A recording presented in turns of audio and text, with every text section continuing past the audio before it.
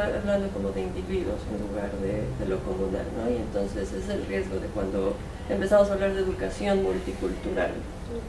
No sé si me faltó algo. So I guess I'm wondering, I'd just like to hear if you have thoughts about that. Sí, yo estoy de acuerdo con el punto, justamente porque que la universidad se ha hecho o gran parte del discurso universitario se ha hecho para forjar carreras individuales, producción individual, y digamos que yo creo que todos estamos en ese lugar problemático. Sin embargo, hay como asuntos tan cotidianos y tan concretos que te lo impiden. Por ejemplo, yo estaba en mi primer año de doctorado cuando en mi pueblo ocurrió una masacre.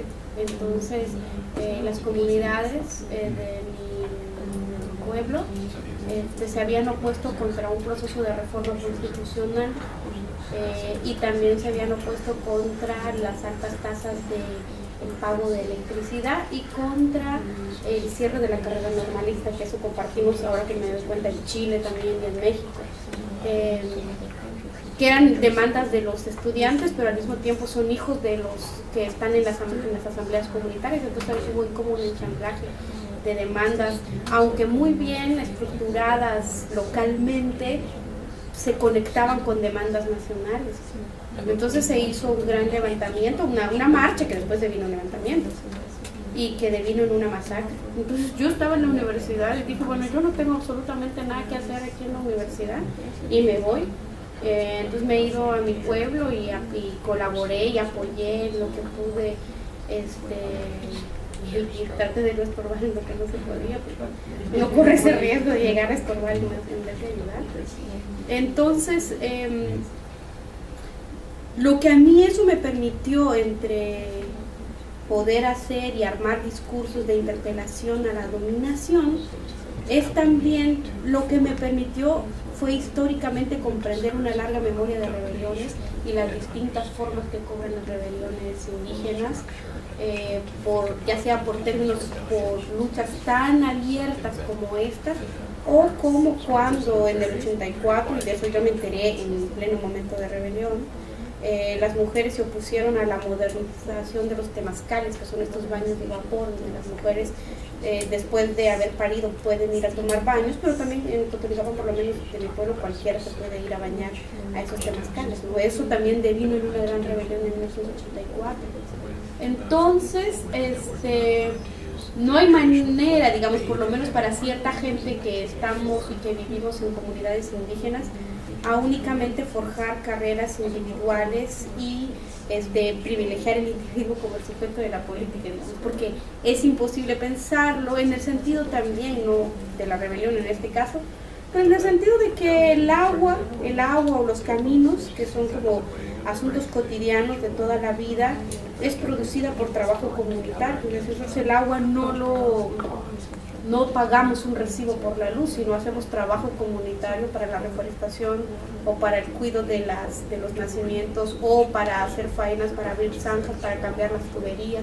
Entonces, eso se tenga o no se tenga doctorado, sea analfabeto o no se sea analfabeto, ese trabajo concreto es obligación de todos aquellos que viven en comunidades. Entonces, sí, yo tengo un doctorado, lo acabé, me fue bien en la Academia Mexicana, pero ahora que regresé a vivir a mi comunidad, pues tengo que sí o sí insertarme a esa vida comunitaria, porque digamos no es ético estar en un lugar, vivir en un lugar comunitario y no hacer trabajo comunitario. Entonces en ese sentido, digamos, hay una serie de equilibrios y de sujeciones que la vida comunal sí puede imponer a los profesionales, lo mismo que a los comerciantes. Pues, usted conoce los Ascumerchi, por ejemplo, y Chiash, que tienen mucho dinero, y que el contador Emiliana, que han llevado conjuntos mexicanos a la celebración de la feria patronal ahora. Aunque ellos tengan mucho dinero, de todos modos tienen que hacer trabajo comunitario por el agua. Entonces, si las trayectorias individuales que se pueden dibujar vía la acumulación mercantil o vía la academia, se desdibujan en el momento de que todos tomamos agua y todos hemos de trabajar. Entonces, en ese sentido yo creo que lo comunal es un dique a las, digamos, a la academia, a la pura investigación academicista, así como es un dique a la acumulación mercantil en sí misma. Digamos, es una relación social que no pasa por ese tipo de privilegios o por ese tipo de logros. Ahora que yo estaba en comunidades mapuches, pues decían, bueno, lo que sucede es que probablemente hay una serie de nombres de académicos, pero en realidad los intelectuales de las comunidades mapuches son los loncos o son las machis, lo mismo que en mi comunidad. Yo puedo tener un libro, puedo tener cierta voz, pero al final de cuentas los intelectuales son los dirigentes comunitarios, que son los que se enfrentan directamente con la televisión. Entonces, yo creo que tampoco hay que darle tanta importancia a la academia. Probablemente en el circuito académico y de investigación sí tiene importancia, pero en la vida comunitaria no tiene la relevancia que uno podría pensar, digamos. No es que... ¿Para qué lo usan a uno, como dice Emiliana? Para hacer trámites, dependencias. Sí, a mí lo que me ponen a hacer, por ejemplo, un día fue que vaya a investigar cuánto cobran tales conjuntos. Yo vivo en México. Tú haces lo que te piden. Yo hago lo que pido, sí. O sea, una asociación de comerciantes me dijo que averiguara sobre precios, contrataciones y repertorios de grupos musicales. Y yo hice mi tarea. O cuando voy a la capital, pues llevo y traigo cosas. Y cuando hay que poner un foro, y dice, bueno, hable usted porque es usted la que va a hablar. Va, está bien si voy y hablo en un foro. Entonces, creo que en el mundo comunal, y me lo confirmo ahora desde haber vivido ese tiempo con las comunidades mapuches, es que realmente pueden establecer un valor de uso con los académicos. Sí, sí. Entonces, al respecto de tu pregunta, sí, yo creo que asuntos como la masacre en Guatemala de Totonicapán y varias masacres más, o la criminalización de dirigentes comunitarios, resquebrajan el discurso del multiculturalismo, resquebrajan el que digan que los estados son plurales y reconocen distintas formas culturales que no es únicamente la nacional. Se resquebraja cuando lo que se ve es que su única forma de relación es o la masacre o la criminalización. Eso para responder a la pregunta. Yo creo que solo quisiera comentar muy brevemente, yo creo que su punto es muy importante, porque la educación ha servido para crear la idea de la nación, ha hecho naciones homogéneas y en parte ha sido exitoso. Poblaciones indígenas han sido realmente ladinizadas, y aunque hay indígenas que apoyan luchas, la mayoría de indígenas no apoyan las luchas. Se han realmente puesto al servicio del poder. Y vemos líderes indígenas de base o profesionales sirviendo al status quo. O sea, entonces sí ha funcionado. Y los que se han quedado al lado de luchas, de demandas, han sido muy pocos, profesionales y no profesionales. Y obviamente se queda la mayoría que depende obviamente de los recursos para sobrevivir. Pero no es solo Guatemala, es desde aquí, ¿no? Los ejemplos de cómo los Native American fueron colocados y arrinconados en los espacios donde ahora viven, es la misma reproducción para América Latina.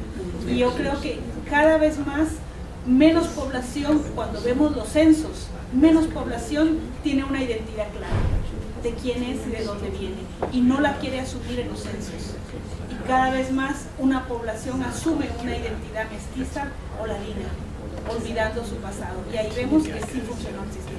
O sea, es todo un debate y es trágico, ¿verdad?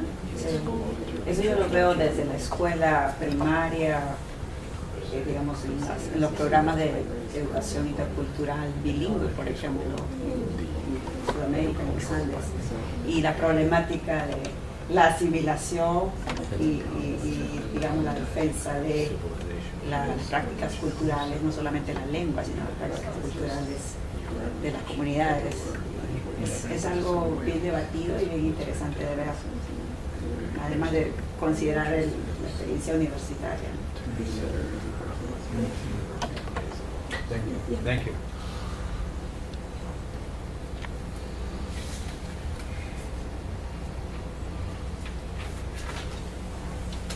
Bueno, uno de los objetivos, pero tenemos tiempo de conversar esto mañana después de hacer una presentación también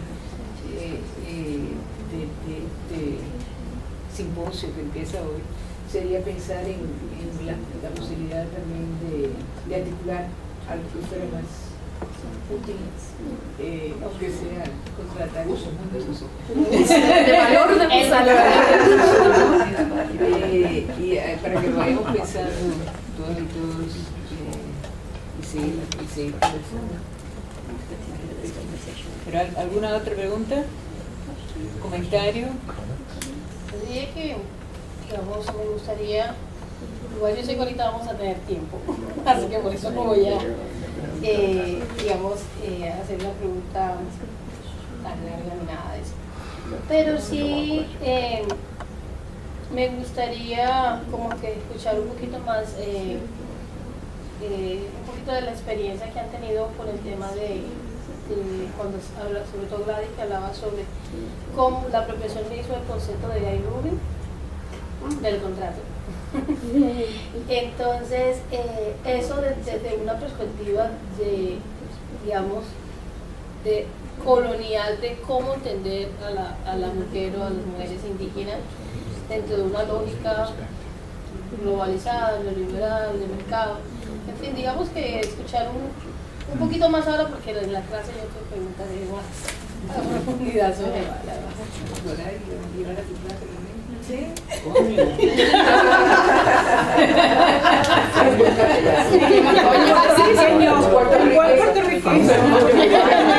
Entonces es eso, así como que así nos contaron un poco de su experiencia con ONU Mujer, que habló, y la dice un poco de esa interpretación que me pareció interesante, analítica, de la construcción digamos, de Occidente, de lo que es la mujer indígena y que también tendemos a reproducir cotidianamente. Pero van a hablar de eso mañana.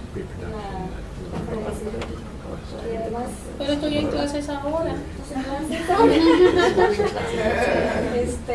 ¿Quieren responder? Brevemente, ¿verdad? Sí, algo sí, brevemente. Mira, yo creo que ha habido una cosificación de la mujer indígena, ¿verdad? Como que, y ahora como que está como un poco de moda, ¿no? El ver los ojos en las profesiones indígenas después de que se les destruyó, ahora se les quiere salvar, ¿no? Es como muy hipócrita también del mismo sistema, pero es también parte de la sistema. Mi experiencia, por ejemplo, trabajando con este libro y aún con los dos, las mujeres son actoras políticas, históricas muy importantes, pero también enfrentan opresiones muy fuertes. La teoría feminista nos dice que si las mujeres se liberan económicamente, se liberan también de un yugo patriarcal. Lo que yo encontré es que mujeres exitosas económicamente enfrentan también otra forma de patriarcado que las mantiene en una sumisión impresionante y que uno puede verlo en lo político, en lo social, en lo económico, en estos procesos. Yo vivo ahora en Quetzaltenango, de donde yo soy, y uno puede ver, hablo con las mujeres de mi generación y veo realmente, encuentro cuando hablamos todos esos discursos religiosos, todas esas ataduras morales, aunque son exitosas comercialmente, ¿verdad? Pero están ahí atadas por cuestiones psicológicas, lo que decía, por cuestiones culturales. Hay toda una contradicción fuerte y yo diría dura y una lucha permanente. No lo veo como acabado. Y yo primero como una aclaración, yo no soy de colonialmente, es como la primera aclaración. No, por eso Ella debería hablar con una camiseta que dice yo no soy de colonial. Sí, yo no. Por eso dice, porque ya le oí el no discurso sé. del por qué no es de colonial. En Muy bien Brasil, hecho en Brasil. sí, como que digamos que parece que todo aquello que se inscribe en términos de una crítica que juega a no, como que se encuentra en la ambivalencia de no ser eurocéntrica, inmediatamente es calificada como de colonial, y eso en Estados Unidos y ahora en América Latina. Entonces en primera no, y no, porque digamos que gran parte del trabajo teórico que yo hice en el 4º capítulo de mi libro viene de una serie de experiencias y de tácticas que yo vi con las mujeres con las que crecí, mujeres que no son de coloniales ni tampoco son feministas, digamos. Entonces esa es la primera. y muy acotadamente este argumento de Gayle Rubin del contrato sexual en el cual las mujeres aparecerían como una forma de intercambio en un contrato masculino, porque además lo que ella piensa, Gayle Rubin es la Levi Strauss de las mujeres, digamos, y que luego sirvió para comprender a todas las mujeres en sociedades que no están estatalizadas. Y lo comunal es plenamente no estatal, entonces por eso yo discuto con ella y discuto con ella junto con otras, por ejemplo Saba Mahmood, que escribió un texto que se llama, si lo ubicas, ¿no? Saba Mahmood o Fadima Matenta, que ahora escribió un libro de ella que se llama La Revolución Bajo el Velo, y que lo que piensa, junto con otra mujer que se llama María Inés García Canal, piensan a las mujeres, todas estas tres, ni en víctimas ni en heroínas. Si no las piensas ni como víctimas ni como heroínas, lo que te aparecen son una serie de prácticas y de tácticas y de cálculos. Gran parte de mi argumento es pensar la política como cálculo y como torsión. Entonces, en ese sentido, yo me pregunto cómo las mujeres heredan comunalmente la tierra, porque digamos, sabemos cómo se hereda en la propiedad privada, pero no cómo se hereda en la propiedad comunal. Y dado que son sociedades establecidas a partir de alianzas de parentesco, y digamos un patriarcado que aparecería sin vista, cómo las mujeres calculan y juegan a contratos matrimoniales para posibilitar la herencia comunal de la tierra. Entonces hago 5 categorías de mujeres a lo interno, digamos, y que siempre las estoy presentando. Yo digo que también es un forzamiento teórico, pero también es una apuesta teórica, de presentar qué es lo que están calculando y qué es lo que está en juego en el momento de hacer contratos matrimoniales para no permitir que la tierra se individualice y siga permaneciendo este gran paraguas de tierra comunal. Y que, digo yo en este texto, las mujeres producen una manera de pensar la transformación, no como alteremos y quitemos estas alianzas patrilineales, sino que de estas alianzas patrilineales nos permite seguir teniendo la tierra comunal a nosotras y a nuestros hijos. Entonces, yo digo que hay ahí una lógica de conservación de la tierra comunal y al mismo tiempo una lucha que va erosionando las formas de dominación. Entonces, conservación y transformación es con lo que yo le respondo a Gayle Rubin para decir que no son mujeres que giran en torno a un contrato sexual. Eso. Perfecto, muchas gracias. Continuaremos entonces la conversación mañana. Espero que todos puedan estar con nosotros de nuevo a las 5 este mismo sala. A las 5 de la tarde. Porque si no las mata de cansancio esta.